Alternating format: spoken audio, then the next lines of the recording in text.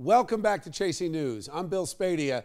Coming up in a little bit, we're going to talk about the weather. Hurricane Maria, a devastating storm. How is it going to impact our area? But first, I want to talk about a very sensitive subject, a little bit unsettling to even discuss: young people taking their own lives. According to the U.S. Centers for Disease Control and Prevention, 50 kids in New Jersey, ages 11 and 12, between 2007 and 2014, took their own life. We've got a story of one mom who's on a crusade to help kids in middle school and high school after she suffered the tragedy of her son taking his own life. Ashley Johnson has the full story. It's devastating to learn that the suicide rate among middle school students is on the rise because of cyberbullying and the pressures of life. But then there are families like the Bakers who have turned their heartbreak into a message of hope. Tricia and Kurt and their daughter Caitlin started a suicide prevention program called Attitudes in Reverse here in the Garden State. They lost their son Kenny more than 8 years ago when he was 19 years old. Kenny was a good student. He was really bright. When he was 6 years old, he was tested, and we found out he had dyslexia, but we also found out he had the long-term memory of a 29-year-old. So he was very, very bright.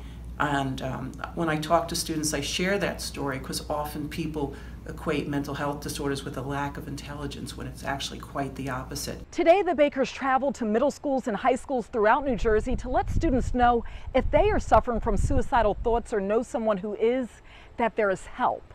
After the presentation is completed, we have anywhere from about 2 to 6% of the students will actually come forward in the days and weeks following the presentation seeking help who otherwise didn't realize they were even suffering from a mental health disorder. When you're young and you're having pain in your brain, so to speak, you may not even realize that that's not normal. Attitudes in Reverse says it's important to reach children at a young age because they've seen firsthand children as young as 6 and 7 suffering from suicidal thoughts. The organization says based off a child's needs, they then recommend certain medical professional help.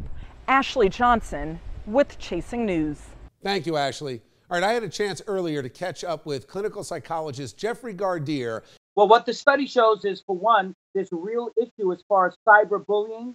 For two, the pressures of kids to keep up with social networking. The third thing, of course, is the pressure to do well in school. And finally, the whole idea that we're not paying attention to the mental health issues of our children because we think because they're so young that they are excluded from having those kinds of problems. All right, I want to bring back our A-plus panel. Jeanette Hoffman is here, political strategist and mom. Good to have you here. Thanks, Former Bill. Prosecutor Bob Bianchi and Laura Nanos, columnist and lawyer. Jeanette, I want to start with you.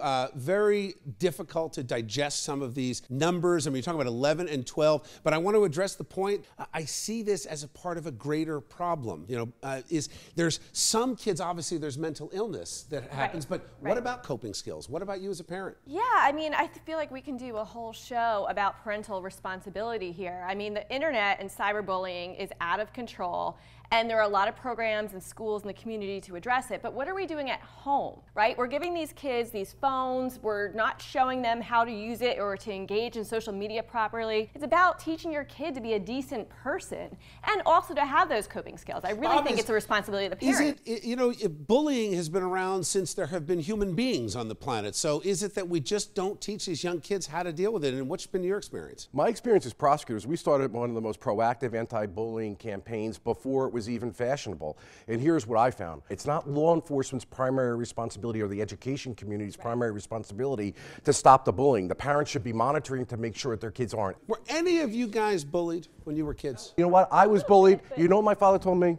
I got bullied by one of the toughest kids in the town. What did he tell you to do? He told me, go back down there next week and punch that kid in the face. And you know what? Today he'd be charged with child abuse for that advice. And that's the exact point. And Laura, what do you think? I mean, the governor had this whole anti-bullying campaign. I think he made it worse. If you define everything as bullying, then nothing is bullying. That is certainly true. But I would love to say that the answer here is to just get the kids to toughen up. But the truth is that we as parents also have a responsibility to not make life so unbelievably stressful for children. children. Children are overscheduled, they're overstressed, there's tremendous pressure on them, everything is a competition. But you agree you got to separate mental illness from the kids that if you taught them better coping skills, they might be able to deal with it better. I agree, it's 50 two different. over the course and of those also years, teaching too the many. other kids Crazy. to be decent human beings. Yeah, you know, we've lost that. The parents, you know what the parents do, I can tell you as a prosecutor? They point the finger at you when they have the bully as opposed to what our parents probably would have done. It's always somebody else's fault, right? All right, guys, thanks. I got to leave it there.